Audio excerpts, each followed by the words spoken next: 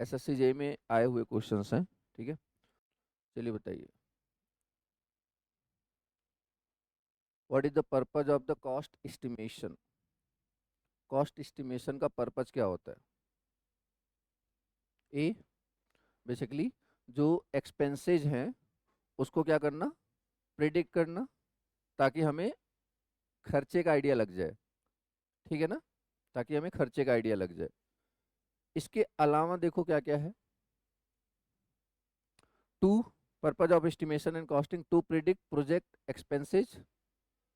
It avoids wastage of materials, के लिए कि ज़्यादा ना खरीद लो आप, ठीक है, जब अगर आपको पहले से आइडिया लगेगा। It helps to use correct material, ठीक है। It gives approximate budget, it give good estimate, prevent the contractor from losing money, ठीक है।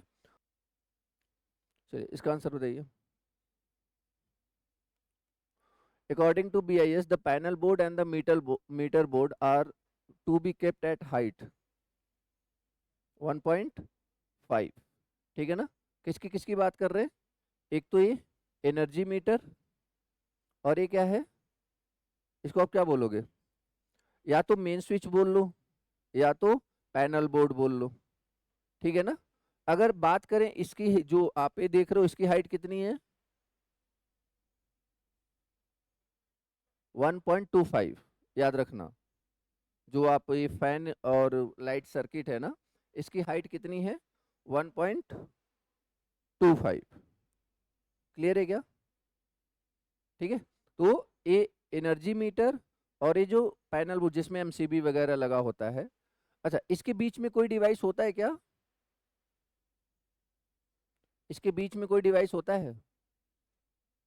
DPIC, double pole iron clay switch, या फिर TPIC, triple pole iron clay switch, और एक और बताया था TPNC, triple pole neutral iron clay, TPNIC था ना, समझ में आया? जिसमें बेसिकली वो फ्यूज लगा होता है पोर्सलिन वाला, उसी की बात कर रहा हूँ मैं। पी आई सी, या टी पी आई सी, या फिर टी पी एन आई सी। पढ़ के आए हो ना सारा? रिवाइज करके आए हो ना, बोला था ना कल। उसके बाद फिर यहाँ से इस पे जाता है, तो कहने का मतलब ये दोनों की हाइट 1.5। क्लियर है? आगे बढ़ जाए। चलिए इसका आंसर बताइए। The earth resistance does not depends on,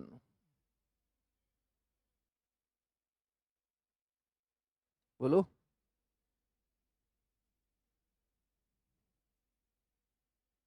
neutral earthing, neutral earthing, ठीक है। Earth resistance does not depend, देखो अर्थ रेजिस्टेंस डिपेंड किस पे करता है वो देख लो एक बार।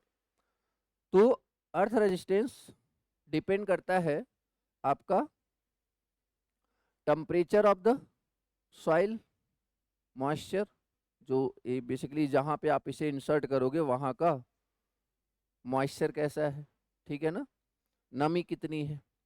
The chemical composition of the soil, अलग अलग जगह पे सॉइल का नेचर अलग अलग होता है, ठीक है ना, तो उसका अर्थ रेजिस्टेंस भी अलग अलग होता है। Concentration of water, salt and other chemical components in the soil. अब कंपोनेंट्स अगर पहले से हैं तो हम नहीं मिलाएंगे, अगर नहीं है तो हम मिलाते हैं फिर, लाइक नमक मिलाते हैं ना, ठीक है, चारकोल मिलाते हैं। वो चारकोल क्या करता है, बेसिकली नमी को बना के रखता है, नमी को बना के रखता है, ठीक है ना। और डेप्थ ऑफ अर्थ इलेक्ट्रोड, जितना बेसिकली डेप्थ में ले जाएंगे उतना कम रेजिस्टेंस होगा, ठीक है। इसके अलावा the resistivity of the soil between the electrode and earth, electrode ए इसके बीच का, इसकी बात कर रहे हैं, ठीक है, इस पे भी डिपेंड करता है। डन। और जैसे आप ऐसे समझो कि अगर आप ये जो एक गड्ढा है, अगर आप इसे बहुत नैरो रखोगे ना तो रेजिस्टेंस ज़्यादा होगा, ठीक है, और अगर इसे थोड़ा सा वाइड रखोगे तो रेजिस्टेंस कम होगा। डन।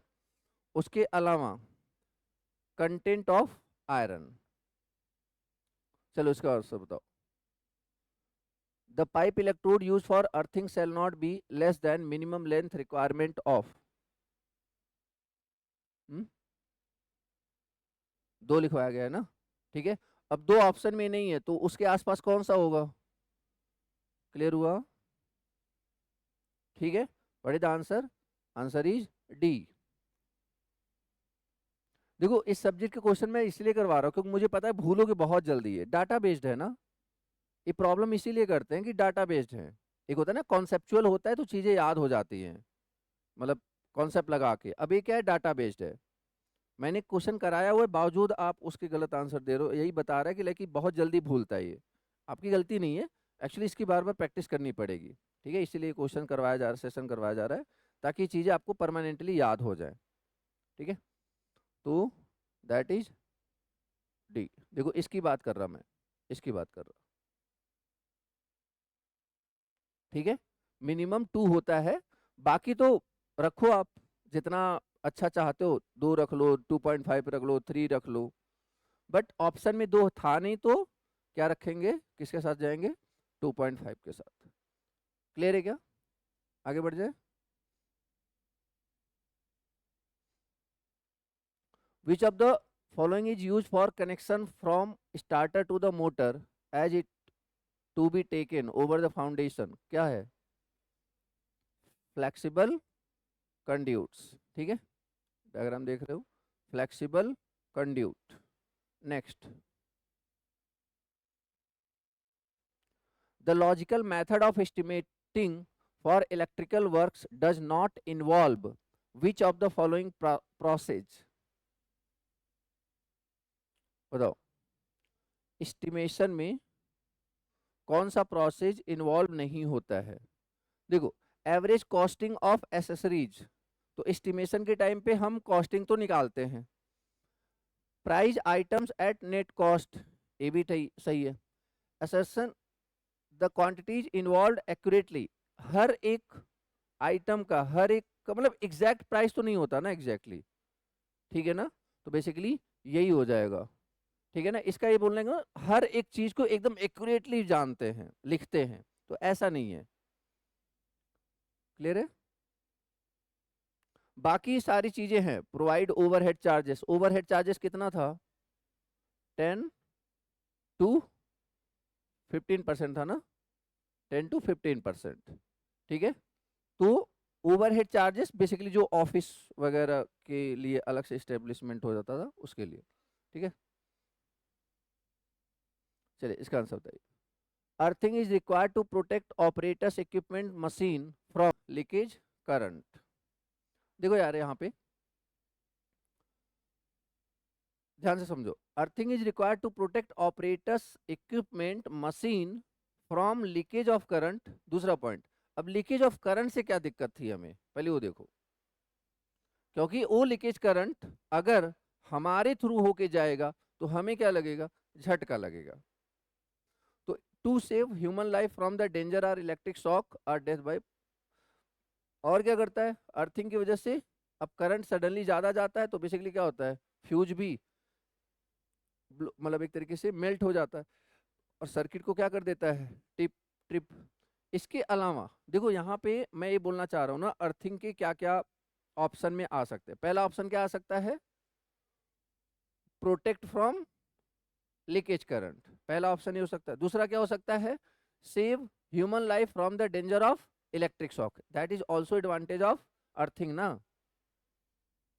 तीसरा क्या हो सकता है कि ड्यूरिंग फॉल्ट ये जो पाथ आप दे दोगे इसकी वजह, लो रेजिस्टेंस पाथ दे दोगे, ज्यादा से ज्यादा करंट फ्लो होगा, और ज्यादा से ज्यादा करंट फ्लो होगा तो किसको पता चल जाएगा? फ्यूज को, और वो मेल्ट हो जाएगा और आपकी सर्किट क्या हो जाएगी? ट्रिप हो जाएगी। अगर वो मेल्ट नहीं हुआ तो फिर तो करंट आता रहेगा, तो वो भी तो दिक्कत है ना। मुझे ऐसा थोड़ी ना कि फॉल्ट हुआ तो सारा करंट अर्थ में जाता रहे जाता रहे जाता रहे, कोई अर्थ के अर्थिंग के आसपास चला गया तो वहां भी तो झटका लग सकता है।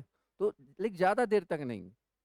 ठीक है, इसके अलावा चौथा ऑप्शन क्या हो सकता है, मतलब चौथा ऑब्जेक्टिव क्या हो सकता है? To provide alternative path for fault current, ये भी तो एक ऑप्शन है। देखो ना, अगर ये अर्थिंग नहीं लगाया था तो ये पहले फॉल्ट हुआ, इस इक्विपमेंट में करंट गया, उससे होते हुए बॉडी में करंट गया, तो दिक्कत आई। अब यहाँ पे जब आपने लगा दिया तो इक्विपमेंट के बॉडी से टच हुए बिना बेसिकली ये क्या होगा, यहाँ से होता हुआ यहाँ पे चला जाएगा, मतलब ये हमारे पास नहीं आएगा। ठीक है क्या? इसका आंसर बताइए।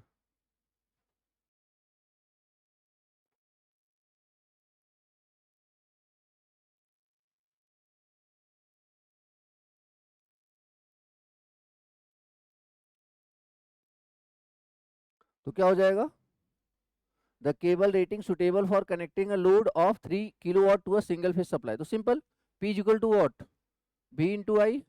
तो I is equal to watt, P upon V।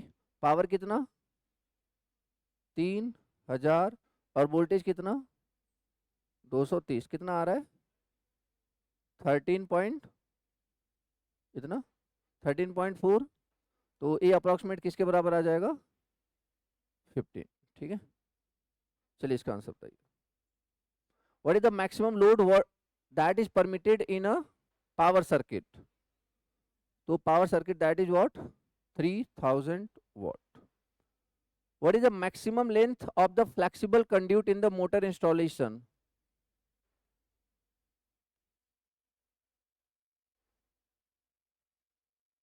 Less than 1.25 metre. कितना जल्दी भूलते हो यार तुम लोग, हैं? सेम क्वेश्चन करा हुआ है। ठीक है, तो दैट इज, चलो उसका बताओ। What is the factor of safety use for current rating in a power installation. इसका आंसर बताओ। What is the factor of fact,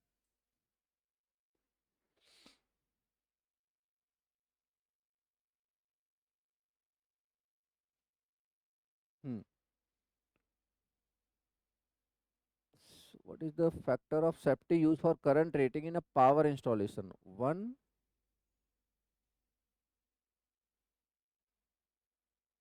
इसका होता है, इसका 11 का।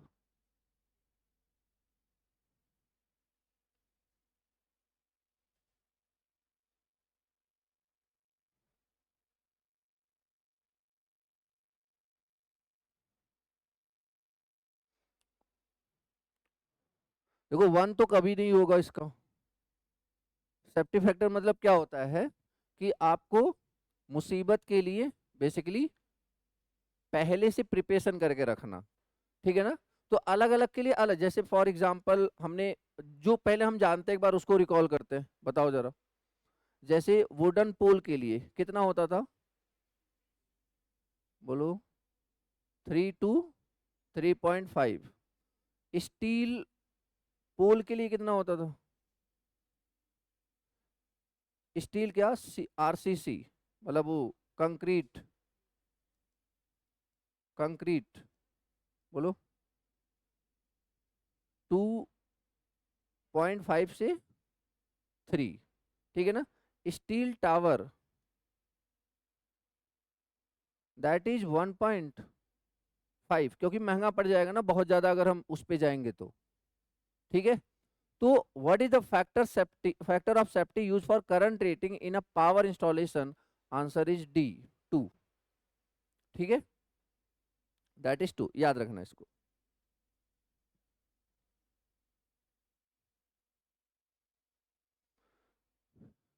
क्लियर है क्या? आगे बढ़े, चलिए इसका आंसर बताए। विच अमंग दो these is method of wiring, joint box, T system, loop in system, सारे ही हैं। ठीक है, ए है, देखो ए कौन सा है, बताओ जरा, इसको देख के बताओ, ए कौन सा है। एक्चुअली दोनों एक ही होता है ना, जॉइंट बॉक्स और टी सिस्टम लगभग एक जैसा ही होता है। तो दैट इज व्हाट, देखो यहाँ पे क्या बन रहा है, ये टी बन रहा है ना, तो इसको टी भी बोलते हैं, और जगह जगह से हम क्या ले रहे हैं, बॉक्स ले रहे हैं, तो इसको बॉक्स भी बोलते हैं। और ए आपका क्या है, that is what, loop in system. That is loop in system. तो सारे टाइप्स ऑफ क्या हैं, वायरिंग है। क्लियर है क्या? तो आंसर इज डी। चलिए इसका आंसर बताइए। Highly skilled labour is required in both conduit and casing capping wiring. कहाँ देखो, ए है आपका, ए आपका कौन सा है, कंसील्ड कंड्यूट, और ए कौन सा है, सरफेस। ए आपका बेटन वायरिंग, ए है आपका केसिंग केपिंग, और ये आपका क्लीट, और ये आपका लेट शीथ वायरिंग। ठीक है। अब इसमें से सबसे ज़्यादा बेसिकली स्किल्ड एक तो इसमें चाहिए होता है केसिंग केपिंग में, और एक आपका मतलब इस चाहे दोनों में, मतलब कंड्यूट है ना, कंड्यूट में, कंड्यूट के दोनों टाइप हो सकते हैं, कंसील्ड भी हो सकता है और सरफेस भी हो सकता है। ठीक है, तो आंसर इज डी। इसका आंसर 20%, ये सेम क्वेश्चन किया था हमने। ठीक है, that is 20। Resistivity of earth increase sharply when moisture falls below 20%। The loop earth wire shall not be of size less than 14। ठीक है, 14। अच्छा एक बात और समझो, ये उल्टा होता है थोड़ा सा। मतलब अगर कोई पूछे कि कौन कौन सा साइज कम है, तो एक्चुअली 14 SWSG इज लेस। ठीक है ना, स्टैंडर्ड वायर गेज बेसिकली ए क्या है, कम होता है, और ए क्या है, ज्यादा है। ठीक है। अच्छा कई बार ऑप्शन में 14 SWG नहीं देगा, 2.9 mm का स्क्वायर दे देगा। तो यहाँ पे simply the cross section of earth continuity conductor. अच्छा, अर्थ वायर को एक नाम से और जाना जाता है, क्या, अर्थ कंटिन्यूटी कंडक्टर। एक क्वेश्चन एसएससी में पूछा भी है, अभी आगे शायद आ भी जाएगा। ठीक है, तो अर्थ वायर को और क्या बोलते हैं, earth continuity conductor. Should not be less than 2.9 mm square, या फिर 14 SWG, या फिर तीन डाटा आपको याद रखने हैं। पहला डाटा क्या याद रखना है कि नॉट लेस देन 14 SWG। हो सकता है वो mm में दे तो क्या लिखेगा, 2.9 का mm स्क्वायर। हो सकता है दोनों ऑप्शन ना हो। फिर जो उसका डायमीटर है, it should not be less then half of the size of the सब सर्किट और half of the installation conductor size. कुछ समझ में आया क्या? ठीक है, जैसे मान लो अगर इतना है तो इसका जस्ट हाफ किसका करेंगे, जो आपका अर्थ वायर होगा। बोलो। Third pin, third pin in a 3-pin plug is provided so as to provide an earth connection। ठीक है ना, provide an earth connection। ठीक है, इसकी बात कर रहा मैं, इसकी।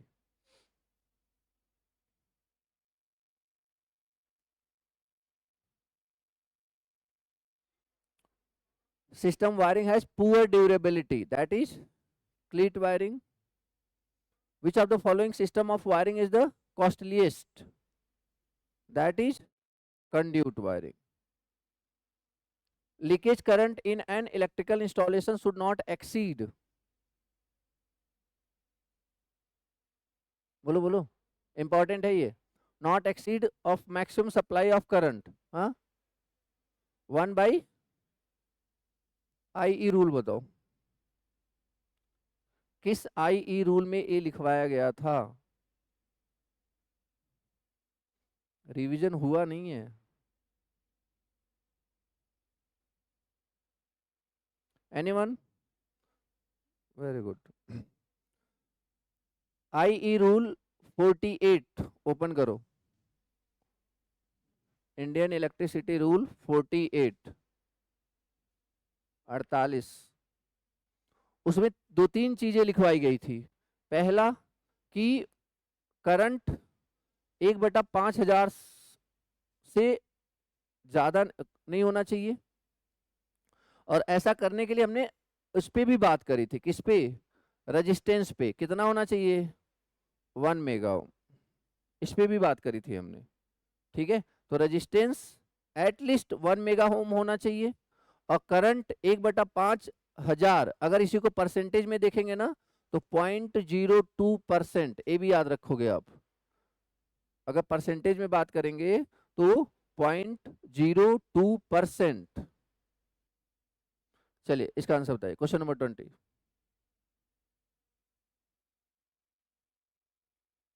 ऑप्शन बोलो, option. The permissible voltage drop in a lighting circuit.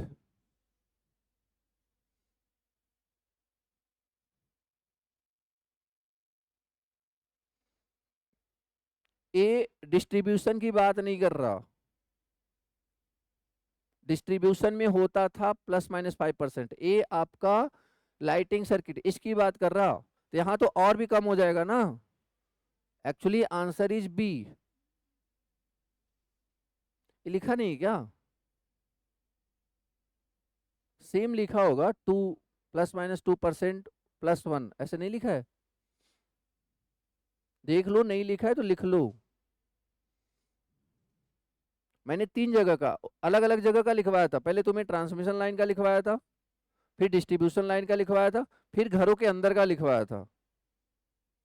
ठीक है, तो घरों के अंदर का कितना होता है basically? 2% of the supply voltage +1 volt. For example, जल्दी बताओ तो जरा, 230 वोल्ट के लिए परमिसिबल वैल्यू कितना होगा, जल्दी बोलो। 230 वोल्ट के लिए परमिसिबल वैल्यू वोल्टेज ड्रॉप कितना होएगा? परसेंटेज निकालो, परसेंटेज निकालने नहीं आता क्या? कैलकुलेशन करने की जरूरत पड़ रही है, इतने गए गुजरे हो।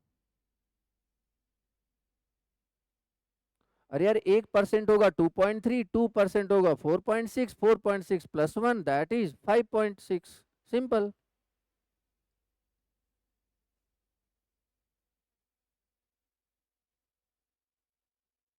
क्योंकि +1 भी तो करना है ना। इसका 2% कितना हो जाएगा? 4.6 +1 दैट इज व्हाट? 5.6। क्लियर है बात?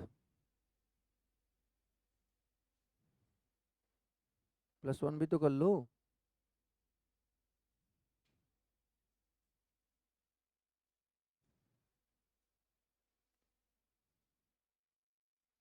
आगे बढ़े।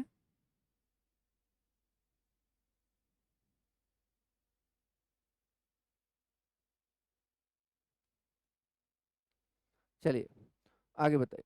इन house wiring the total connected load पर सब सर्किट कैन बी, इसकी बात कर रहे हैं ना। ठीक है, किसी एक स्विच से आप मैक्सिमम 800 वाट का लोड बेसिकली कनेक्ट कर सकते हो। What is the maximum number of points of light, fan and socket outlets that can be connected one sub circuit? What is the answer? That is 10। ठीक है क्या? That is 10। कि मतलब आप ये जो सर्किट देख रहे हो, इसमें मैक्सिमम कितने हो सकते हैं? 10। ठीक है, हालांकि 10 बहुत रेयर दिखेंगे आपको। इसमें कितने दिख रहे हैं? 9। एक्चुअली 10 इसलिए नहीं दे, मतलब 10 क्यों नहीं देते? क्योंकि एक छोटे से रूम में इतना लोड ही नहीं होगा, इसलिए नहीं देते। मतलब ऐसा नहीं देते, मतलब दे नहीं सकते, 10 दे सकते मैक्सिमम।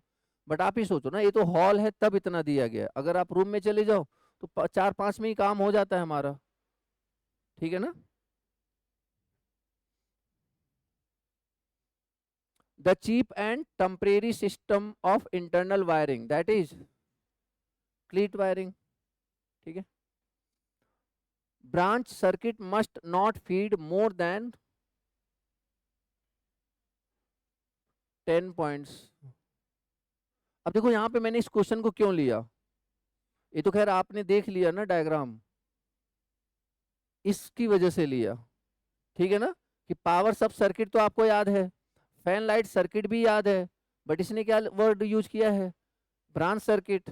तो यहाँ पे आप कंफ्यूज हो जाओगे फिर कि पता नहीं पावर सर्किट की बात कर रहा है या पावर सब सर्किट की बात कर रहा है। इसको लिख लो आप, जहां पे आपने लिखा है ना वहां पे लिख लो कि ब्रांच सर्किट भी बोलते हैं उसको। ठीक है, तो कंफ्यूज देखो, अभी क्या है, एक टॉपिक चल रहा है, वहां पे फिर हम इस जो ऐसे सब्जेक्ट्स होते हैं ना, इसमें तो आप वही क्वेश्चन कर पाओगे जो आपने किया, याद रखो। कुछ भी नया दे देंगे ना, आप तुक्के ही मारोगे फिर, क्योंकि डाटा बेस्ड कोई कॉन्सेप्ट तो है नहीं। अगर किया होगा तो सही करोगे, नहीं किया होगा तो फिर गलत कर दोगे। ठीक है, आगे बढ़ जाए। तो ये वर्ड इंपॉर्टेंट है, ब्रांच सर्किट। तो इसको क्या क्या बोलते हैं, एक बार फिर से बताओ, क्या क्या बोलते हैं? पावर सब सर्किट, या फिर सिंपली सब सर्किट, या फिर लाइट फैन सर्किट, या फिर ब्रांच सर्किट। ठीक है ना? Earthing is the best form of earthing, is very cheap in cost.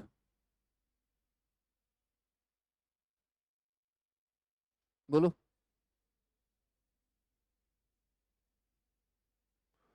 दोनों चीजों का ध्यान रखना है, अच्छा भी हो सस्ता भी हो।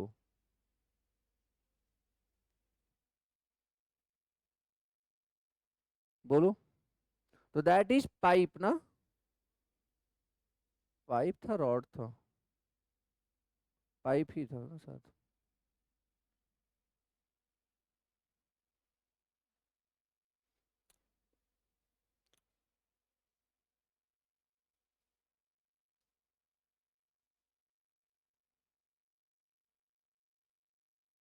ठीक है, तो pipe earthing is the best form of earthing. अब इसमें से अगर चारों में से आपसे पूछा जाए कि सस्ता सबसे कौन सा है, what is answer? That is the cheapest. समझ में आया क्या? That is the cheapest. अब इसमें से पूछा जाए कि सबसे बेस्ट कौन सा है, व्हाट इज आंसर? प्लेट। सारे तरीके से क्वेश्चन समझ लो आप। सबसे सस्ता पूछा जाए, व्हाट इज आंसर? रॉड। सबसे बेस्ट पूछा जाए तो प्लेट, मतलब बेस्ट और चीप दोनों का कंबाइन करना है तो देन पाइप। और अगर पूछा जाए कि ट्रांसमिशन लाइन में कौन सा यूज करते हैं तब स्ट्रिप। समझ में आया? या रॉड भी कर देते हैं, स्ट्रिप या वायर ना, स्ट्रिप या वायर। स्ट्रिप का एक, स्ट्रिप अर्थिंग का एक नाम और क्या था? Wire earthing. स्ट्रिप अर्थिंग या वायर अर्थिंग। ठीक है, तो समझ में आ गया कि नहीं सबको? तो पाइप कब आंसर करेंगे? जब बेस्ट एंड चीप पूछेगा, सस्ता और अच्छा। प्लेट सबसे अच्छा, रॉड सबसे सस्ता, और ए स्ट्रिप बेसिकली ए ट्रांसमिशन लाइन में। ठीक है, तो चलिए आंसर बताइए। देखो 22 में पूछा है, 2022 में क्वेश्चन पूछा है ये।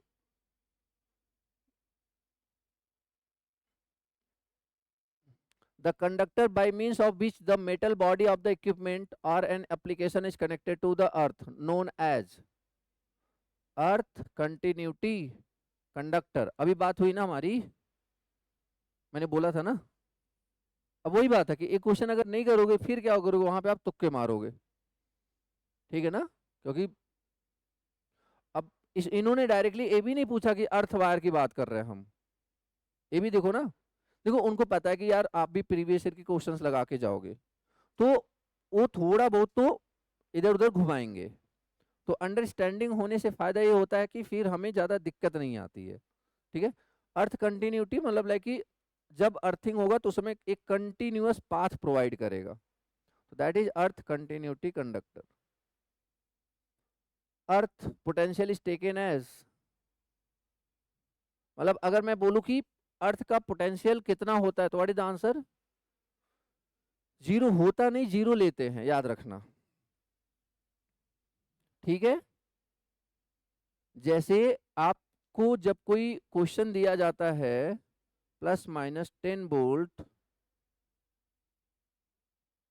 यहाँ पे मान लो आपने इसे रेजिस्टेंस लगा दिया 5 ओम। अब मैं अगर आपसे पूछूं कि यहाँ का रेजिस्टेंस, यहाँ का इम्पीडेंस, सॉरी यहाँ का पोटेंशियल बताओ, व्हाट इज द आंसर? यहाँ का पोटेंशियल बताओ, बोलो। एक कभी भी पोटेंशियल जीरो होता नहीं है, हम लेते हैं। मैं जीरो यहाँ भी ले सकता था,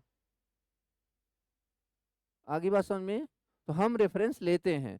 अब जीरो जब यहाँ ले लूंगा ना, तो बेसिकली यहाँ पे पता है कितना वोल्टेज रखना पड़ेगा, -10, ताकि ये -10 और +10 होके कितना हो जाए, 0 हो जाए। तो ये बात याद रखोगे आप। तो ऐसा नहीं कि होता है, हम क्या करते हैं, कंसीडर करते हैं। तो अब सारी चीजें तो अर्थ पे ही रखी गई है ना, तो इसलिए हम अर्थ के पोटेंशियल को क्या कंसीडर कर लेते हैं, 0। ठीक है, तो the earth potential is taken as 0। तो याद रखना, होता नहीं, हम कंसीडर करते हैं। अब जैसे फॉर एग्जाम्पल, अब इस बात को समझने की कोशिश करो।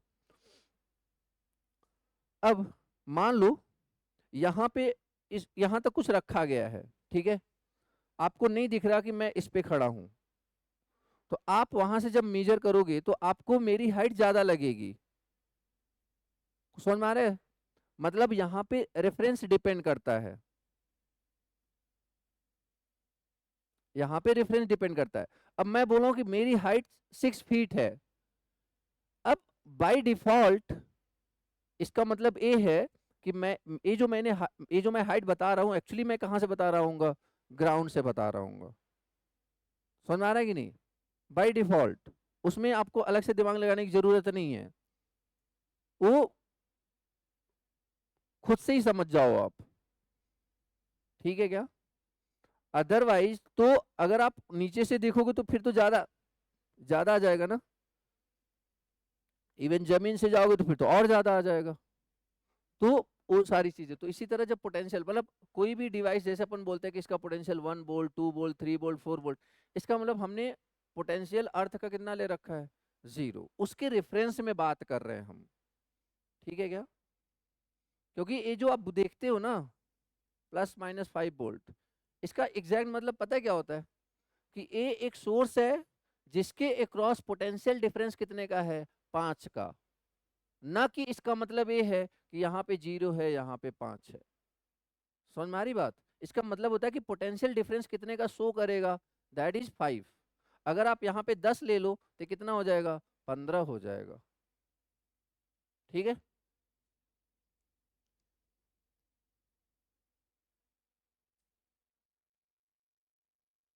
According to Indian Electricity Act, permissible voltage drop at the consumer terminals of a distribution feeder ±6। IE rule बताओ। हाँ, 54, वेरी गुड। 54 में वोल्टेज था और 55 में फ्रीक्वेंसी था।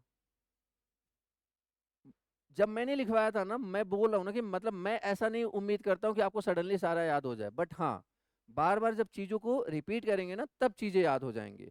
उसका कोई कॉन्सेप्ट तो है नहीं। अब यार 48 में रखा है तो रखा है, 54 में रखा है तो रखा है, अब उसके लिए क्या कॉन्सेप्ट। हाँ, कॉन्सेप्ट के नाम पे ये बता दिया गया कि सेफ्टी वाले जो सारे आईई रूल्स हैं वो कहाँ से कहाँ तक हैं, बताओ जरा।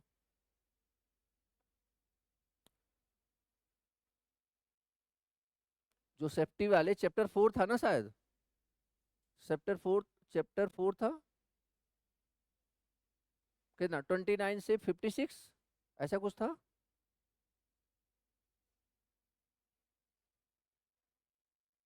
29 से 46, ठीक है ठीक है। और चैप्टर 5 क्या था, चैप्टर 5 का नाम बताओ।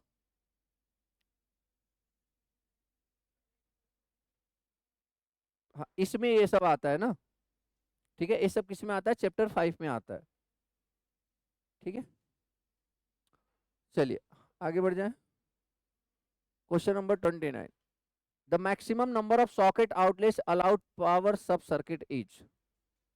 अब देखो, मैंने इस क्वेश्चन को इसीलिए लिया क्योंकि 19 में पूछा है। अब देखो, ऑप्शन में दोनों है, मैंने क्या बोला था, एक भी हो सकता है, दो भी हो सकता है।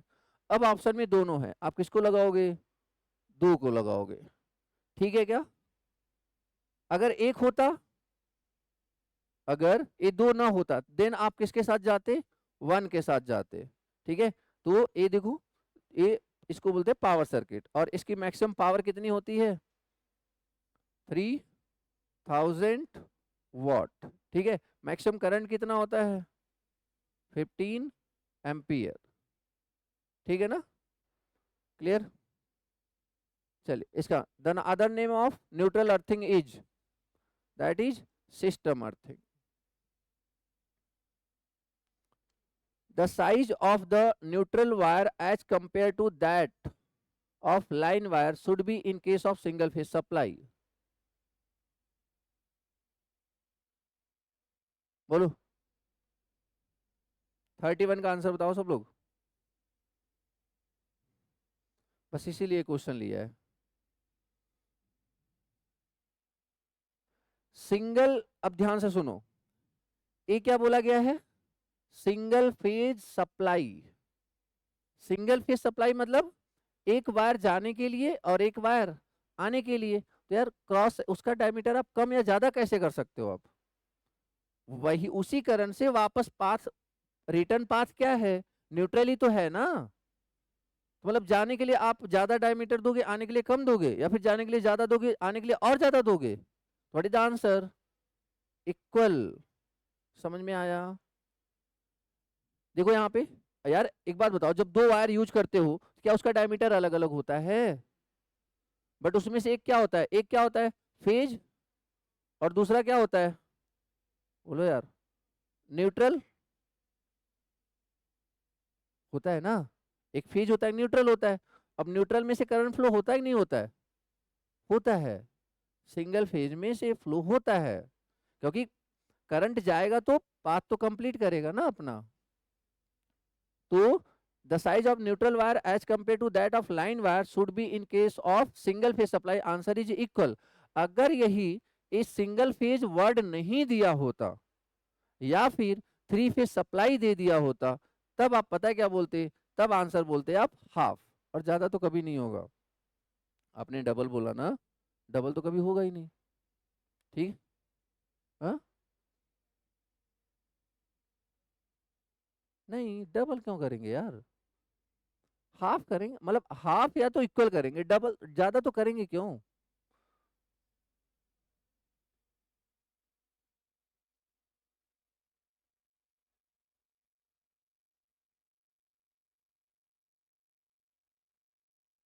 नहीं यार, ऐसा तो मैंने नहीं सुना है कभी। मे बी प्रैक्टिकली कुछ और कॉन्सेप्ट लगाते होंगे। ठीक है, तो आंसर ही देखो यहाँ पे, ये थ्री फेज है ना। थ्री फेज का न्यूट्रल देखो, इनसे छोटा है या नहीं है? ठीक है, थ्री फेज में ये इनसे छोटा है। इवन अगर ये बोला कि सिंगल फेज वायरिंग है, उसका अर्थ वायर का डायमीटर क्या होगा? तो उसका साइज बताओ क्या होगा? अभी बताया था, तीन बताया था। 2.9 mm², 14 SWG, और half of the main conductor. तीन अभी बात हुई थी ना हमारी। चीजों को याद रखो यार। ठीक है, चलिए इसका आंसर बताइए। The below symbol which is used in a single line diagram represents, that is potential transformer। ठीक है, that is potential transformer।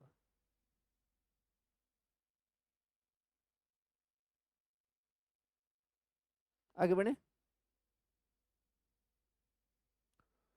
चलिए बताइए।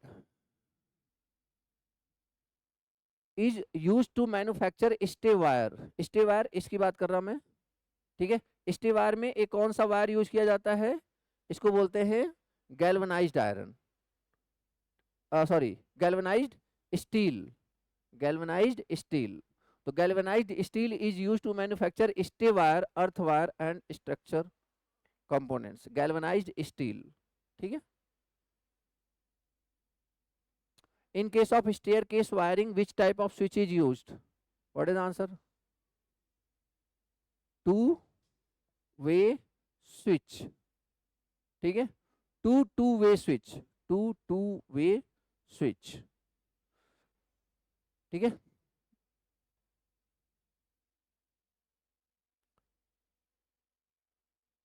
इसका सिंबल कुछ ऐसा था ना। एक और था, अच्छा ये सिर्फ ऐसे था, ऐसे था, इसको क्या बोलते थे, टू टू वे स्विच। अच्छा वो उधर भी बना देते तो गैंग बन जाता था ना कुछ, ठीक है, करवाया था ना। डन, आगे बढ़ जाते हैं, इसका आंसर बताएं। If a live wire comes in contact with metal casing, excess current moves to earth, ठीक है, जो एक्सिस करंट होगा वो अर्थ में चला जाएगा। डेंजर, 440 वोल्ट प्लेट्स आर, हाँ बोलो, caution notice, advisory notice, information notice, danger notice.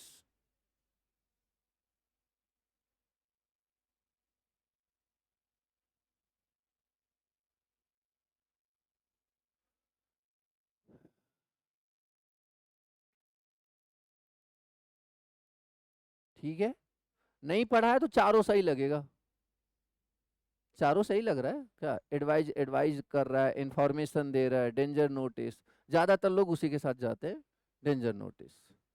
यार उस पे लिखा हुआ है डेंजर, तो क्यों डेंजर नोटिस होएगा, डायरेक्टली लिखा हुआ है, एक्चुअली ये खतरे से बचने के लिए नोटिस है, खतरे से बचने के लिए, सावधानी के लिए ना, ठीक है, तो कॉशन नोटिस। क्लियर है क्या, आगे बढ़ जाए, चलिए, air delivery of fan is indicated by, that is, देखो, सुपीरियर एयर डिलीवरी, यहाँ देखो एडवर्टीजमेंट में लिखा गया 240 मीटर क्यूब पर मिनट, ठीक है ना, तो what is the answer, C. Done,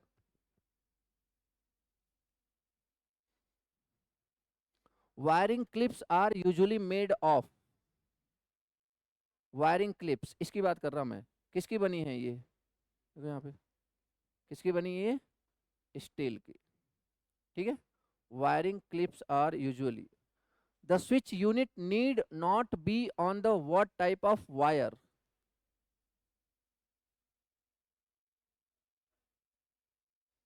अर्थ में,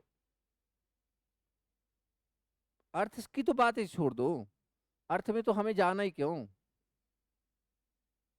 ठीक है, दो ऑप्शन है, या तो फ्यूज या तो फेज या तो न्यूट्रल, उसमें बताओ कि किस में रखना किस में नहीं रखना, बस फेज में रखेंगे न्यूट्रल में नहीं रखेंगे, तो what is the answer, the switch unit need not be on the what type of wire, answer is neutral.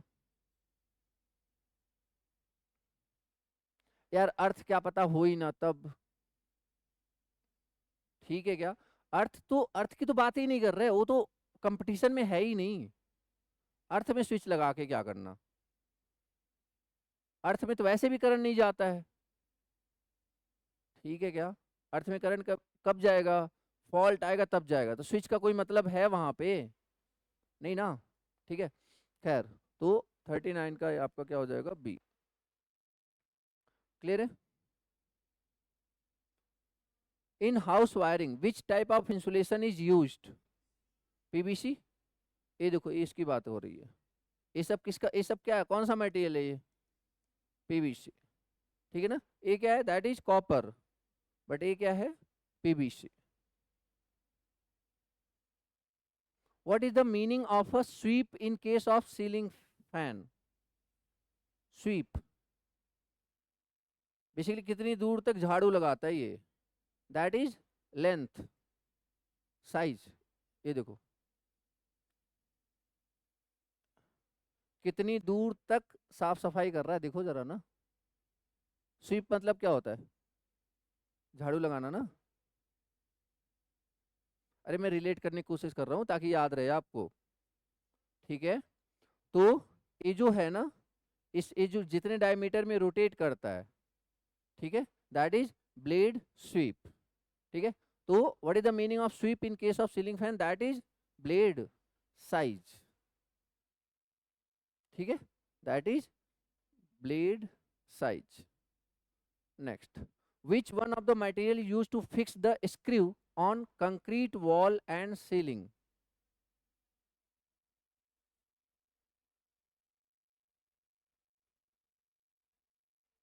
Question पढ़ो ध्यान से। स्क्रू, ए क्या है, दैट इज स्क्रू, स्क्रू। और इस स्क्रू को जब आपको किसी सीमेंट की दीवार पे लगानी होती है तो क्या आप डायरेक्ट लगा देते हो क्या? क्या लगाना पड़ेगा? ए वाला। और इसको पता है क्या बोलते हैं? Roll plug. जान लो, देखा होगा, नाम भले ना सुना होगा, ठीक है ना? तो इसको क्या बोलते हैं? Roll plug. समझ में आया क्या? इसकी बात कर रहा हूं मैं, इसकी। ठीक है, फिर क्या होता है ना, प्रॉपरली एक तरीके से वो फिक्स हो जाता है, क्योंकि ये अंदर जा करके ना ये खुल जाता है बेसिकली। ठीक है ना, अंदर जाके खुल जाता है। ठीक है, तो देखो जरा, तो व्हाट इज द आंसर? अब देखो इसमें जो जो भी है, लिंक क्लिप्स, ए है लिंक क्लिप्स, ए है सैडल, इसको बोलते हैं सैडल। ठीक है, एक वो जो, उसको क्या बोलते हो आप लोग, वो जो व्हाइट व्हाइट है, आप लोग नॉर्मली क्या बोलते हो? शॉप पे जाते क्या मांगते हो आप? मांगा ही नहीं कभी?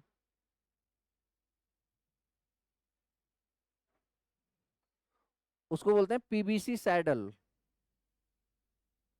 ठीक है, पीबीसी सैडल। हम लोग साइड तो ऐसे काजू पिन बोल के मांगते हैं। काजू पिन, काजू पिन। अरे काजू ड्राई फ्रूट्स। हाँ, काजू पिन। खैर, तो क्या होता है बेसिकली वो, saddle, PVC saddle, that is saddle. और उसको क्या बोलते हैं? PVC saddle. समझ लो ना किसकी बात कर रहा हूं मैं, वो जो कहीं दिख नहीं रहा, उधर दिख रहा है। ठीक है, दैट इज बुशिंग, उसका तो वायरिंग में कोई काम ही नहीं है, ये तो इंसुलेटर वगैरह पे यूज होता है। That is what? Roll plug. ठीक है, the standard percentage of the tender amount for the security deposit is, बताओ। ठीक है, तो the standard percentage of the tender amount for the security deposit is 10%। ठीक है, सिक्योरिटी डिपॉजिट कितना होएगा? 10% का। चलिए आगे देखते हैं। विच type of wiring having very long life? That is conduit wiring. ठीक है ना, दैट इज कंड्यूट वायरिंग, उसमें से भी concealed conduit wiring. Cutting pliers use for electrical work must have insulation. ठीक है, high insulation basically. Done. During arcing ground conditions the phase voltage of the system rise to, बोलो, during arcing ground condition the phase voltage of the system rise to √3 times, लिख लो, √3 times of its normal value, ये आप लिख लो। ठीक है, during arcing ground condition the phase voltage of the system is rise to √3 times of its normal value. इसी को कम करने के लिए अपन लगाते हैं पीटरसन कॉइल। ठीक है, इसी आर्किंग को कम कर, हालांकि यहां नहीं लगाते, अल्टरनेटर पे लगाते हैं। ठीक है ना, तो पीटरसन कॉइल लगाते हैं √3 times of its normal value. Clear है? आगे बढ़ जाए, लिख लिया। Next, which type of earthing is also called as fire earthing? Fire earthing, rod earthing को बोलते हैं, रॉड अर्थिंग को बोलते हैं फायर अर्थिंग। ठीक है, what type of earthing is used by transmission line? That is strip earthing. ठीक है, for large power station the maximum permissible value of earth resistance 0.5। देखो अलग अलग जगह के लिए अलग अलग होता है, जैसे लार्ज पावर स्टेशन के लिए 0.5, मेजर सब स्टेशन के लिए 1, स्मॉल सब स्टेशन के लिए 2, फैक्ट्री सब स्टेशन के लिए 1, lattice steel tower 3, industrial machine and equipment 0.5। I think ये टेबल लिखवाया मैंने, ठीक है ना। तो answer is, what is the diameter of the GI pipe through which the earth wire needs to be taken out? That is, देखो दो pipe होते थे, what is the diameter of the GI pipe which the earth wire needs to be taken out? एक होता था जिसमें से earth wire ले जाते थे, एक होता था जिसमें से अपन पानी डालते थे, ठीक है क्या। दो वायर होता था, एक वायर में से मतलब उसमें हम पानी डालते हैं, उसका डायमीटर ज्यादा रखते हैं, वो कितना होता है 19 mm। और एक में से वायर ले जाते हैं, उसका डायमीटर कितना होता है 13 mm, ठीक है क्या। तो ये दोनों आप याद रखोगे।